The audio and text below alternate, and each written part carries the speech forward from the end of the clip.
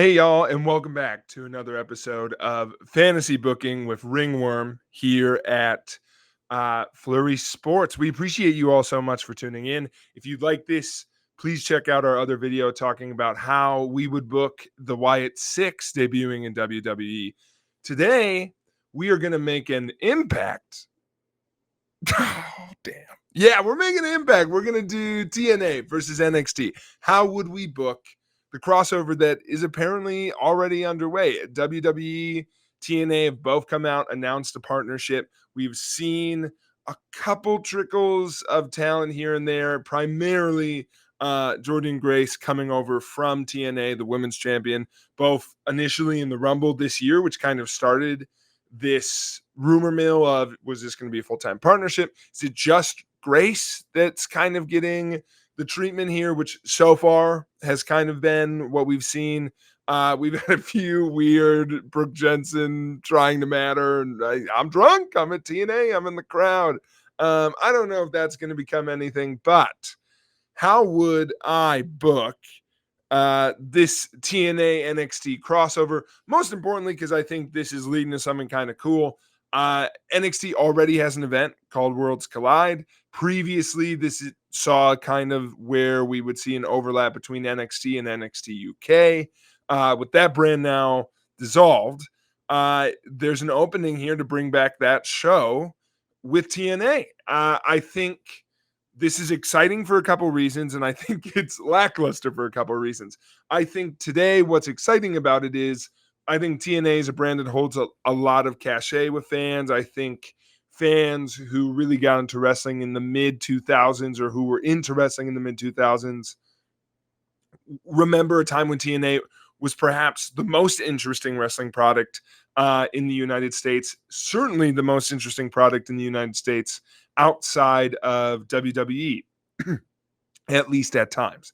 Now, bad booking, bad finances, a measure of things have led some people. I feel like my favorite trend this week is some people finding out TNA is still a thing. But I think people with their, and this is reason number two why this is exciting, I think both brands are in a little bit of a soft renaissance here. Maybe a better word for it. Renaissance is a tough word when the financial struggles of TNA and their media product are publicly available and how not well they're doing.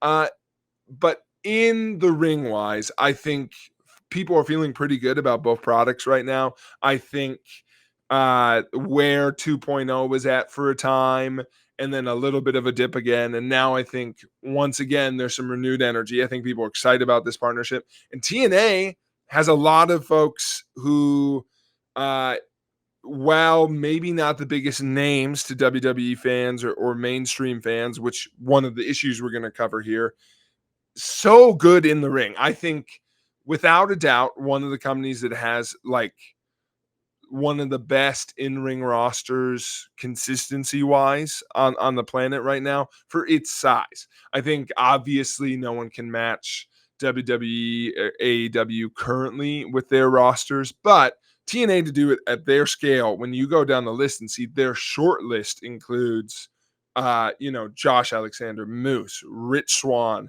Masha Slamovich, Jordan Grace, like all these names at the tippy top of their roster. I think Speedball Mike Bailey is one of the best wrestlers in the world. Like all of these names who can go in the ring, and I think exposure will be awesome. I also think there's no downside to this besides, like, again, now getting into it, is this a storyline we're into when TNA is kind of a invisible product? I think people know the talents, but to find people who actively watch TNA and are into the storylines they're doing, especially with recent news this year of like the firing of Scott D'Amore, who was kind of seen as like the peak of their renaissance, truly a renaissance for them in recognition across the world. That got a lot of looks. They've literally had so many staff cuts this past year. So this is certainly a financial lifeline. I don't think that's a reason not to do it. But I think for our story today, the two big things we have to overcome. How do we give us crossovers that we care about? I think Jordan Grace is an awesome example of how to do this. Like to have her appear in the Rumble, like if you got it, awesome, like probably one of the best moments of the Rumble. And if you didn't, she looked great. She was good. She had the TNA belt. So it's like you could figure out what was happening. And even if you didn't click with her, you could see that, like, okay, this is 5 minutes of the Rumble. And now bringing her back, those people know who she is. She's incredible in the ring. So I think there's a lot of pros of how WWE had handled this so far. And how do you carry that out? And the other con is the natural one with this, which is especially for, I mean, this is essentially, it's always hard to book. You're hearing this with Forbidden Door right now with AEW and New Japan. How do we book these crossover shows in a way that is like beneficial to both brands? Don't step on toes. How do we put both people over?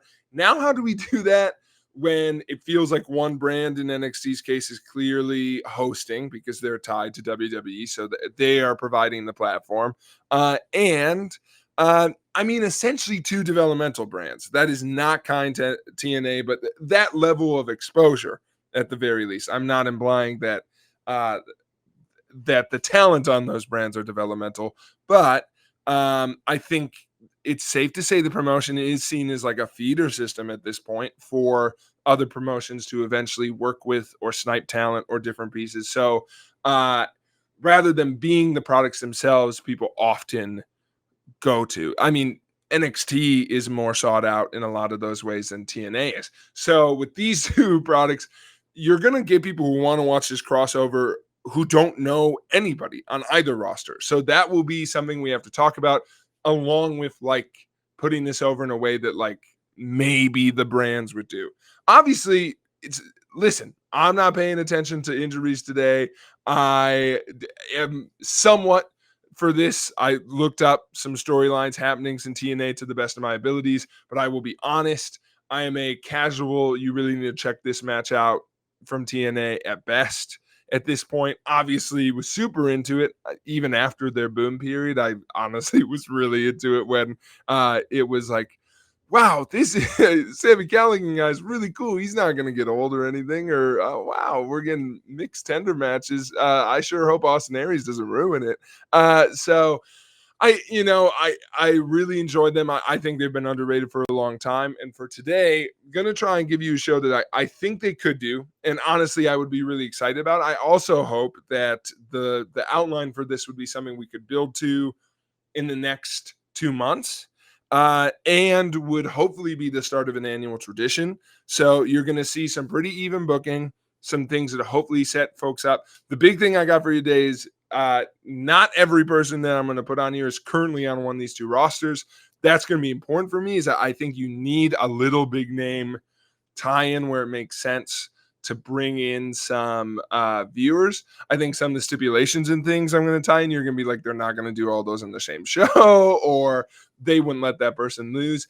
I think some of those risks need to be taken for a show like this to make it like a really huge thing you could keep doing. I think starting some traditions is cool. I also think the easiest path that some of these companies could take in these type of mergers is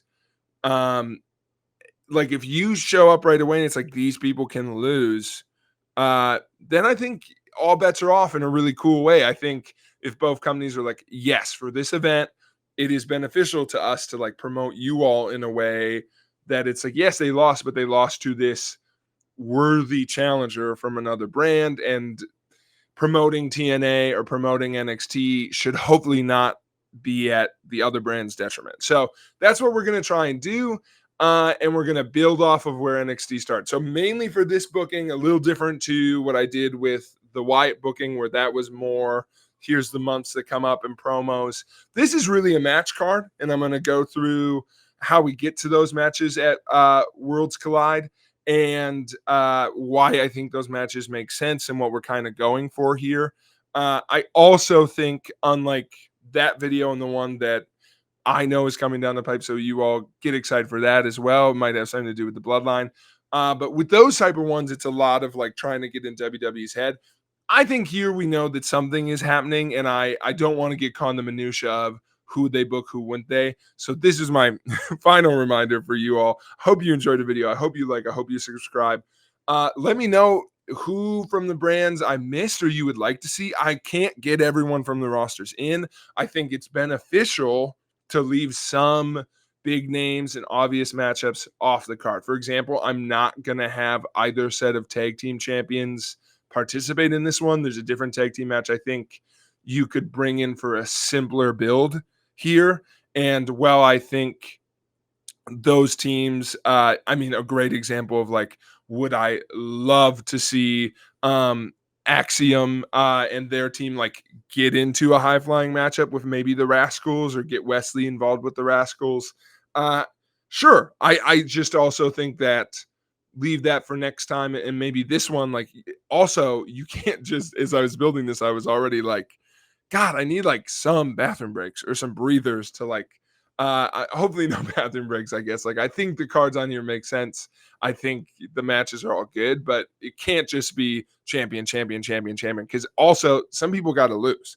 So I think champion versus champion, where it can be avoided or maybe gone about in different ways, could be helpful. That said, let's get into it with, ironically enough, a champion versus champion match. So we're starting the card. This is going to be a 7-match card. Triple H is booking, so hopefully it allows us a little bit longer than normal. But our first match, and this would be on a main card. If you want a pre-show, go for it. Tell me who would be on that. But I think you start with the women's champion rivalry that we're kind of building to. I think that is the storyline we're going to have most flesh out. I have a pretty big pull-in name for the main event, and so I think leaving that there with possibly more suspense could be beneficial. There's a little risk here because this will be the one that you're having more build to. They will have already had a match. Jordan Grace already had a match in NXT, already beat Roxanne Perez with some notable interference. But for this one, I think this is kind of a natural build, especially because in my view, this would be match 2, and then we get a blow off clean between Roxanne Perez and Jordan Grace. I would do the two of them, but it's a triple threat match along with Cora Jade from NXT. I think we're already seeing some outside interest from NXT roster members of like, I want to be involved in this match and stake my claim. Now, I think with the involvement, I would say one of two things for stakes, and stakes are going to be interesting this whole video. I think you could do, and in my view, Jordan Grace is kind of the bold baby face here, the proud champion. So I think Jordan Grace, seeing that outside interference, not afraid to put it on the line. I think putting the TNA title on the line could work here. I think already with the triple threats stipulation, that probably takes some of the who's going to win out of it, which is kind of important on a card like this because some of these matches are probably going to have obvious outcomes, especially once folks watching start playing the well, they're not going to let one show win 6 out of 7 matches type of math in their head. So I think you could do that. I think you could also do just, there's no belts on the line. There's 2 champions in here and then a third person. Like they're just going for bragging rights essentially. I think for this one, you could, because of the outside things, and then maybe adding a third person and with all the other wildness on the show, like this match would be unbelievable. I think this has the potential of like the best in-ring workers besides maybe like the main event for best like pure match on the card. I have it be pretty clean. So since it's going to be pretty clean, high stakes, I think we open with the TNA title on the line. I also have a kind of neat, I think, storyline tie-in. So I think you have Jordan Grace defend this title against 2 like NXT opponents, 2 heels. So I think we kind of get a beat 'em up early. Jordan Grace, excellent in this role of like, I'm just going to throw both of you around and you two can't stop me. So we get this awesome like build of, okay, they're working together. They eventually, of course, turn on each other. But the nuance I would add is I would have Cora Jade coming at it from this, like, of course, I'm going to take every opportunity to win this title in pieces. And I would have her in the build loop Roxanne Perez into that.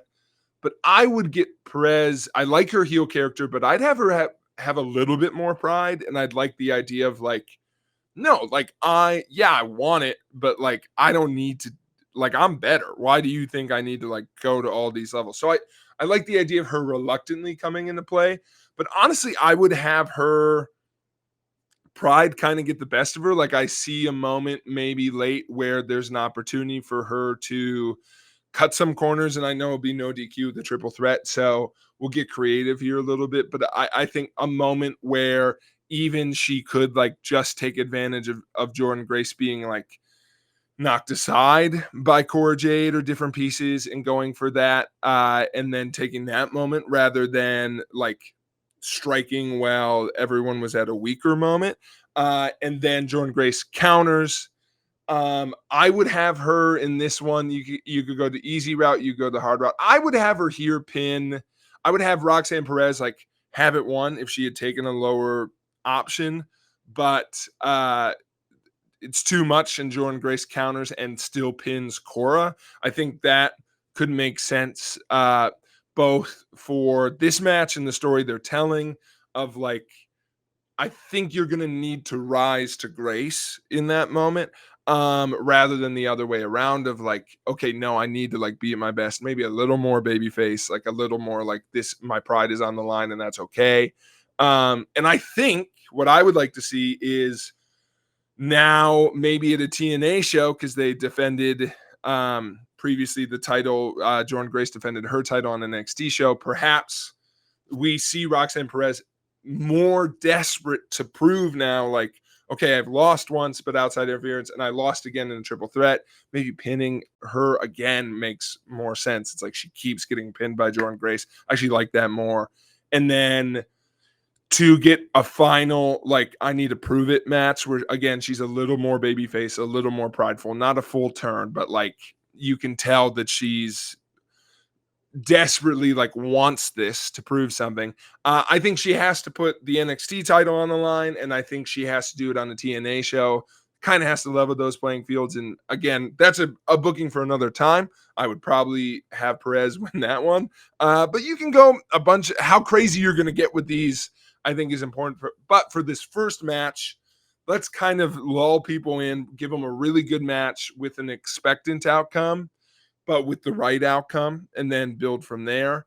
And with that, here's the other thing we're not doing. I do not want to, this is not brand versus brand in the sense of like, I don't want to counter on how many wins NXT has. I don't want the commentators, this is probably a lot to ask because they're going to do it, but I don't want the commentators being like, well, NXT bounced back from this first loss. I would like the fans at home to be aware of the booking things that come into this, but I would just like it to be kind of presented as these are the best of both brands. There's obviously some pride and stakes on the line, but I don't want the people in the matches to like want to win the match to represent their t-shirt. You know, like I want them, if you were to build to this is the face of TNA versus the face of NXT one match, cool. I'm not going to do that for this one, but I don't really want that as part of the storyline. And I think you can see that because as you go, if you're like, well, they wouldn't do 2 wins by this brand in a row or whatever. I'm not going for that. I'm just going for like matches that make sense, and who makes the most sense to win that particular match. Again, overall, I'm not having, it's going to be a 4-3 split, honestly, just to give it somewhat of a realism of what I think these shows would do. However, if you're looking for like, well, now that NXT is lost, they're for sure going to win the next one, and the commentators are going to be all over it. That's not what I'm looking for. Our next match, we just had like I hope TNA's got a lot of callbacks, great triple threat matches. I think we get a great in-ring exhibition. Now let's go fucking nuts. I've got 3 stipulations on the show, 2 of which really represent, I kind of picked a stipulation I thought represented TNA and NXT respectively, which I thought would be cool for a crossover. So next we have an Ultimate X match. I would have the X Division title on the line. So again, maybe in that first one, do you have the title on or not? Because is it too many titles up for grabs? Some of these will have titles on, some of them won't.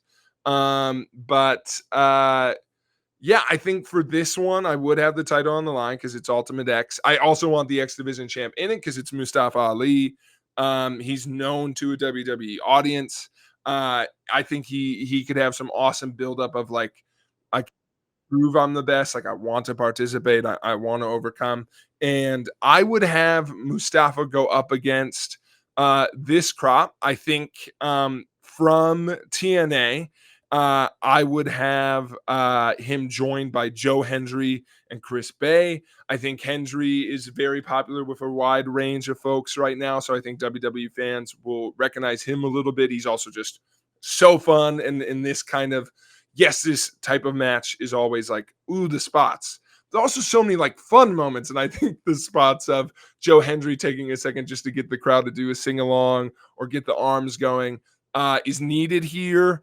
I especially think he could have some fun with some of his counterparts from WWE. I would also have Chris Bay be the third of, and we're going to have 6 total guys here in Men's Ultimate X. Chris Bay's phenomenal. I think you could have some Bullet Club interactions if you wanted just massive interference here. I don't know if I'd go that route, but Chris Bay is just wonderful in the ring. I think he makes sense in this match. I think him wanting to prove in this, it very much fits his character of like, this is my chance to like get credit on both this brand and NXT and overcome this kind of rival that we're hoping to see with Mustafa Ali. So I would have him be the third of the NXT folks, and then the 3 on the TNA side, and then on the NXT side, first, who's going to be just awesome in this match? It's Wesley. Yeah, of course, it's Wesley. Wesley in an Ultimate X match just seems right. I think having him in here and really being, I think, one of the favorites to win it and being a star in this match would be awesome to see. I think if Bullet Club does get involved, you could have a Rascals run in and maybe they help Lee out. I would, again, not do that. I think there's a lot of Googled what the issues are with the Rascals and some allegations there and different pieces. I myself, not stating an opinion out there on them. I am just stating that I don't want that as like a part of this match at this time. I just want to leave it alone. Wesley's cool. I don't want to go back to his character being my buddy left me. I like where his character's at now. I'd like it to remain a little independent. So he's in there. He'd probably be the one I'm most excited to see in this match. I think Joe Coffey makes a lot of sense. NXT is pushing him right now. I think Joe Coffey, he has some history of Joe Hendry from some independent stables they were in together. So I think that's cool, him trying to kind of recruit Joe over. I also think Joe Coffey being the one in this match who's like the bruiser, doesn't know any of this is fake, maybe some Gallus interference. Sure, if you wanted to go that route again with just a bunch of people running in all the time. But I think you need a bruiser in Ultimate X matches. It's like having Kane in Money in the Banks. It's like, oh, the big guy, throw stuff around. So I think Coffey's great in that role. I also think like his intensity is a nice mix to a lot of these high flyers that will kind of help the match keep different paces. And lastly, I think the one that people are going to be begging for, knowing that Mustafa Ali will be in this match, and it's been seen online. Again, this is our first, like, yeah, let's give people what they want. Low-hanging fruit. Cedric Alexander from the main roster is going to get involved in this match. You can have so much fun with him coming out to qualify for this match. I'd love some promos and build-up between him and Ali.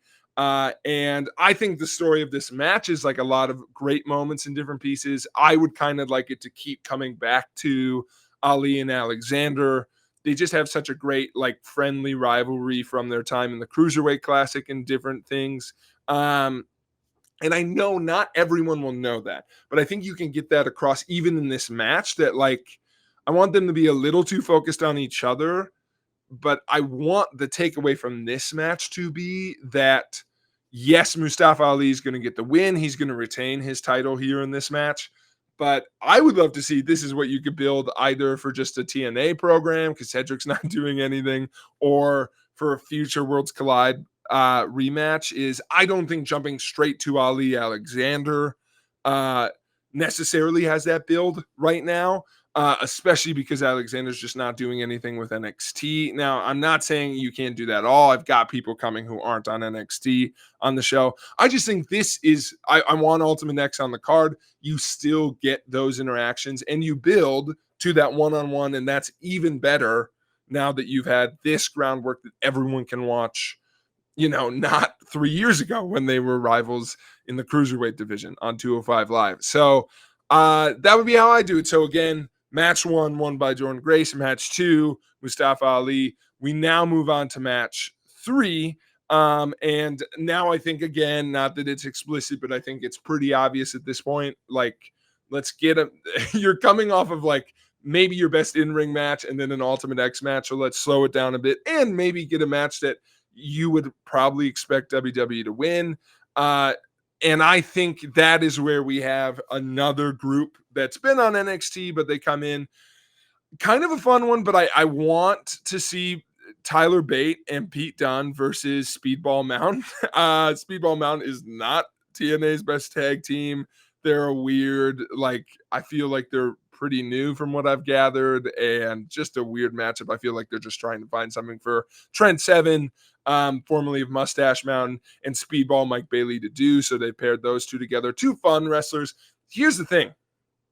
This could be match of the night, like a weird, like, what are these two teams doing here? But again, the natural build of, I think you have Speedball Mountain call the challenge, and the natural fun of Pete Dunne and Tyler Bate answering their old friend.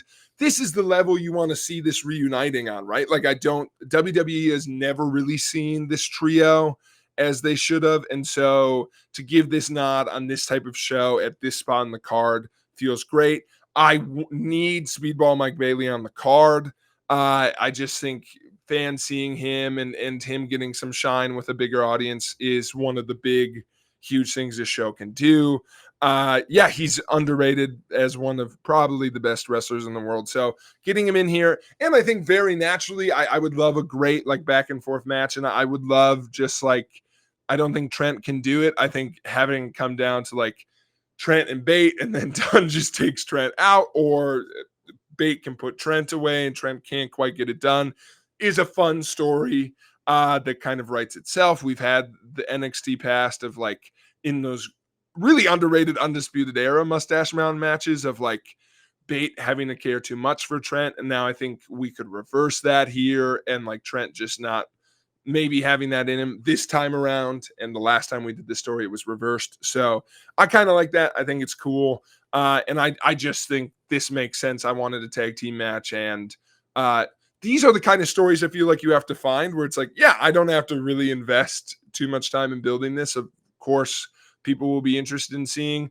a mini Mustache Mountain reunion, British Strong Style reunion. So that's cool. And Speedball's in the match. So what a fun time. So that's your third match. Not going to spend a lot of time on it because simple, right? So Bate and Dunne win. Now, fourth match. I've kind of got our peaks of our first, our middle, and our last match for this card. So our fourth of 7 matches. It is the NXT title being defended by Trick Williams. Now, who's Trick going to defend against? I kind of went back and forth. Do you have Trick in a title match? Well, it's pretty obvious he's probably going to retain. And who do you do it against that would kind of make sense and be big enough? Rather than going like title versus title, because I think that gets so tricky. And then do you just put him in a really good match? I think I found someone that makes a lot of sense. I've got Trick Williams versus Matt Cardona.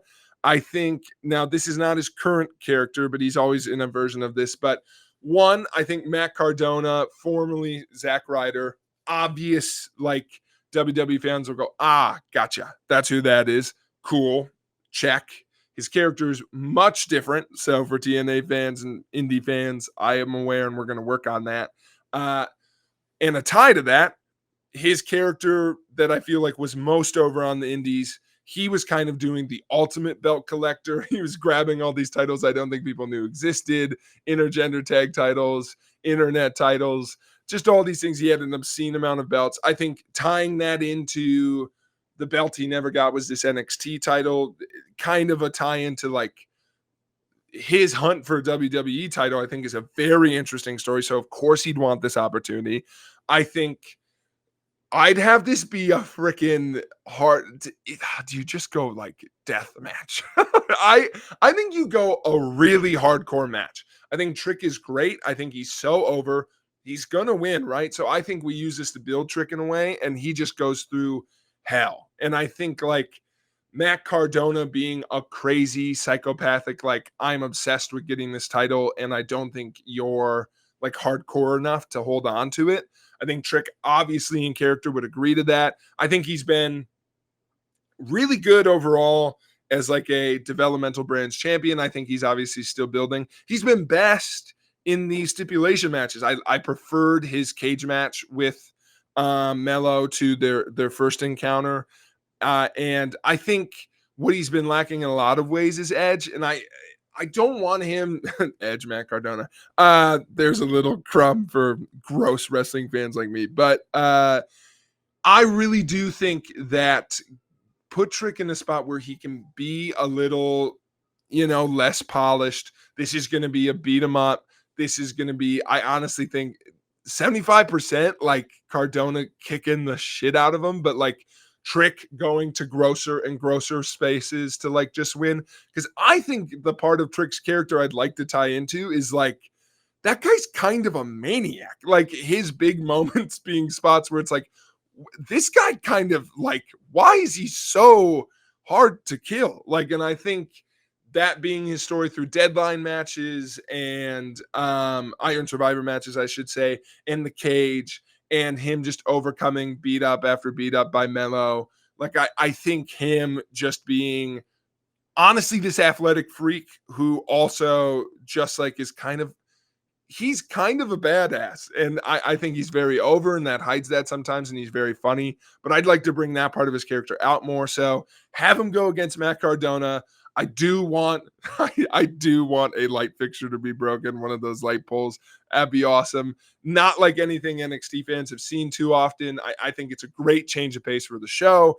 And what a fun twist on this match. We kind of know what's going to happen. So I'm really excited about this match in particular. Trick Williams retains, but I think it's a fun little story we can build to. And I think it helps it fit again in the middle of the card, which I'm also like, how do you get away with NXT's title not being in the main event? I think this kind of level of match helps it do that. So how do we come out of this crazy brawl fest? I would have us go to a match that I don't think will take too long, but is just meaty, dude.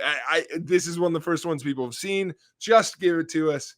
Please give me Obafemi versus Josh Alexander. I've gone back and forth, and you know what? God damn it. I am putting the title on the line. I think that makes this more obvious.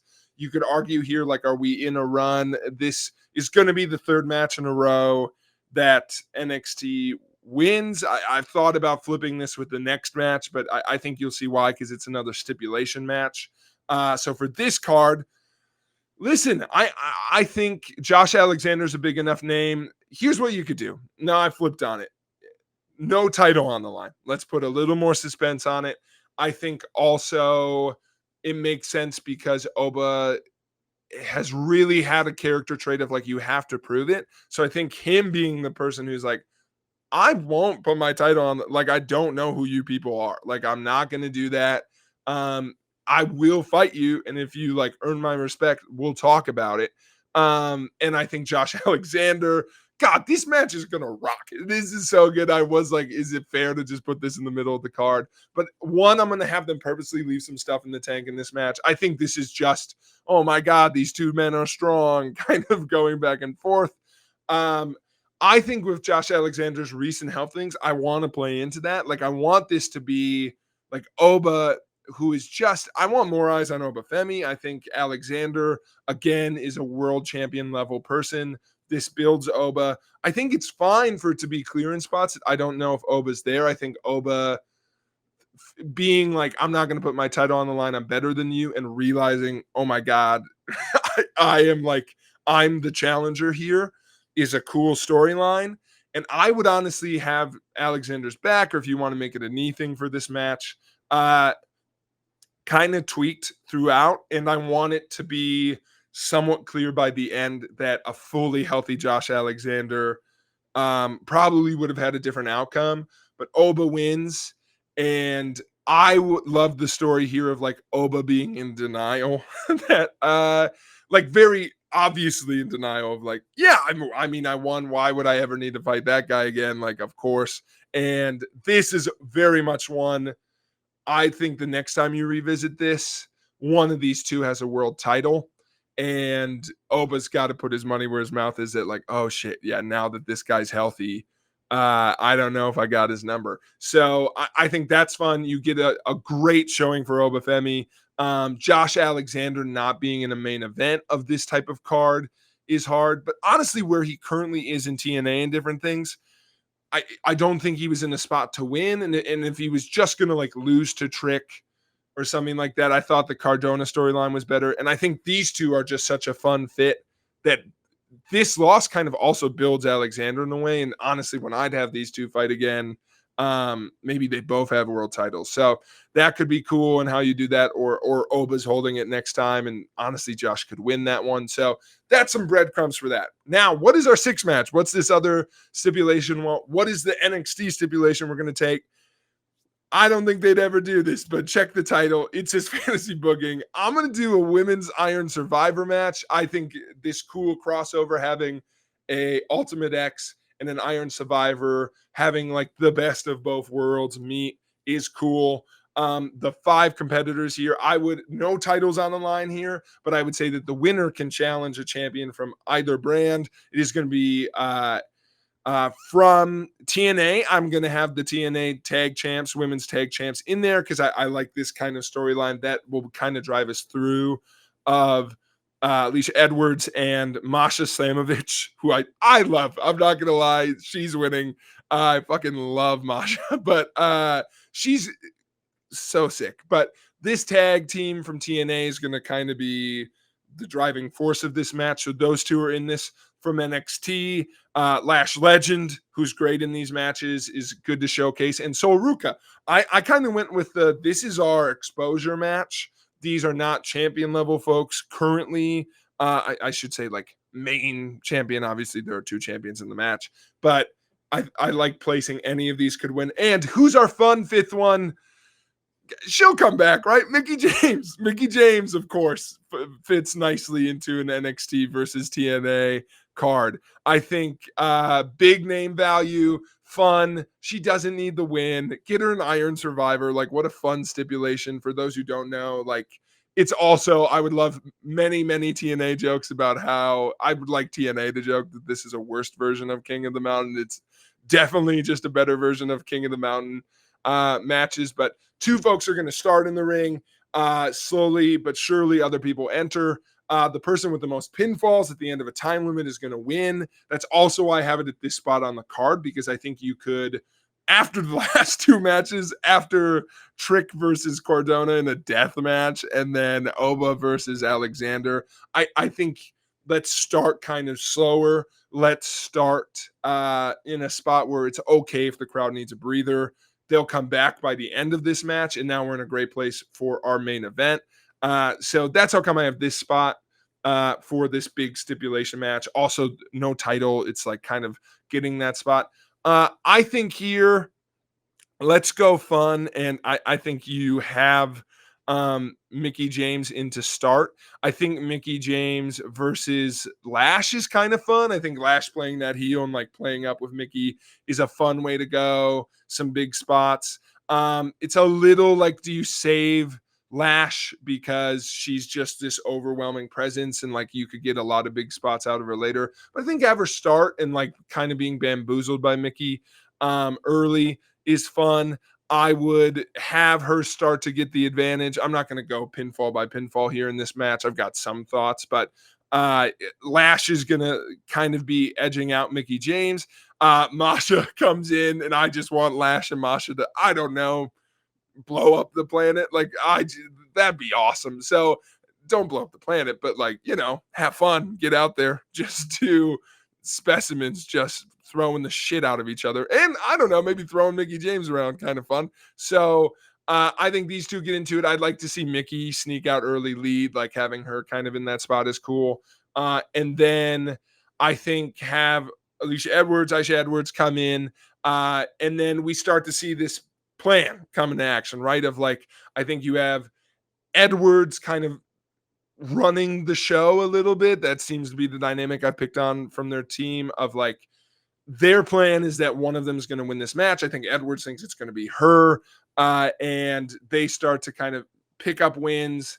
But I think what I kind of want to be happening is as the match devolves, they keep getting similar number of pins. And I don't know if that's obvious the whole time, but we stumbled into it. So that's kind of what's happening. I also think them getting a steam, and it's like all this team, and then Sol Ruka coming in and just hitting the coolest finisher in wrestling right now a bunch of times is something these deadline matches have had a lot. So Sol Ruka getting these stretches towards the end, so many fun spots to be had here. I would have it come down to this team. Like, I don't want this team to break up here in this match, but building some tension of like Edwards and Slamovich having it kind of won. And I'm more so thinking like, what haven't they done in Iron Survivor yet? I think it's a very fun finish to be like, shit, we're tied. And then having, I think, Slamovich make the call. I wouldn't have her pin Edwards, but maybe Edwards gets like knocked out of the ring. They're like, okay, we'll tie. We'll like figure it out. And then Slamovich either reversing a roll up from Edwards or Slamovich just pinning someone else. And maybe it's not as intentional as it seems, but Edwards thinks it's intentional. And I would have Slamovich win. So fun. And then you could go Slamovich, Jordan Grace. That's what I would do. But you could also, for like a fun, maybe in this match, you have Slamovich and kind of build up steam. And if I would have at this point, maybe Lash or Soul have that NXT Women's North American Championship. You could build up a feud for that. That's kind of cool. Depends on what you want this crossover to look like after this pay-per-view. Like, is this going to be a constant kind of people are coming and going at different paces, or are we just building for a future show? But I think the fun stipulation of you could challenge either brands, I think it'd be kind of fun to take them up on that. And Masha being the one who kind of takes an NXT title back eventually, also very cool. So what's our main event? Well, unsurprisingly, it's Moose. Moose is one of my favorite wrestlers, period. Certainly in TNA. I think his character is just so effortlessly cool. Effortlessly, like, I get it. Like, you're a heel, you're a badass, and like you're a piece of shit. Like, you're cool, but you're a heel, for sure a heel. So I think he just does such good work. I think him being in the main event is perfect. Who is in the main event from NXT? I'm cheating. This is why it's in the main event. We've been building him up all summer. We've had a storyline now where he's maybe quote unquote quitting. Where could he go? I think AJ Styles showing up in this match makes so much sense. AJ Styles versus Moose for the TNA World Heavyweight Championship. Who the hell's going to win? At this point in the card, it'd be 3-3. I just want it totally like, yeah, Moose could win because AJ is obviously not a TNA star, but it's AJ. So, and he's been saying maybe he's done with WWE. Like, so you could really go into that storyline at that point of, yeah, I like if I win, I'm going to TNA, and if I'm done, like I'm out. Perhaps if you really want to go wild, maybe you're having him win the WWE title from Cody and still having it at this point. So, yeah, fuck it. Why not have the WWE champion in this match? It worked for Kenny Omega. Like, that's cool. So you could go a bunch of routes. I think that is an interesting way to do it. I, in this state, would have him having lost to Cody. I don't think that hurts him for this match, but I think that being part of the storyline, Moose would be like, you're crawling back here. I think their factions cancel each other out. So we'd get just a pure knock him down. And hell, folks, I'm having AJ win. I know maybe that's WWE bias. I think it helps everybody. I think AJ being on TNA for a while, having Moose be built back up and winning that is fun. They need a shot in the arm. So I think that is a great financial boost for them. People will want to watch AJ back in TNA. So I think that is just a obvious win in that regard. You'd have to have a deal where he could go do that. But I don't know why TNA went like that. Like, he'd be in TNA in my world, like defending it, and for a couple months maybe doing that storyline gives him time before he could come back to WWE. I think that makes a lot of sense. And on AJ's part, like, you have to imagine there was a world where it's like, oh man, I'm never going to be back in TNA. Like, to be able to do that, to be obviously a guy who skipped NXT. I think that's kind of interesting wrinkle to the storyline of now having him here, so he gets to check that off. I also just think this is such a platinum main event. I think it builds itself really easy. I think the odds hopefully even each other out by it being AJ. And like, while Moose will certainly be the less known star here, he's pretty known, I feel like, and just great. So this match will be killer. And I don't think people will expect him to drop it. I wanted a main event that was really unpredictable, and I feel like we get that here. So that is my card. 7 matches. That is how I would do the TNA NXT invasion. Did you like it? Did you hate it? Were you unbothered? You're just filling out taxes at early bird and this was in the background. Whatever happened, tell me about in the comments. What matches are missing? What were your favorites? Did you like the direction we're heading in? And I think most importantly, are we going to get this? Is this happening? Like, are we going to get a crossover? So all that said, any thoughts you have, I would really enjoy them. I hope you like the video. And until next time here on Ringworm, we will NXT see you later. NX see you later. NX till next time. We'll work on it.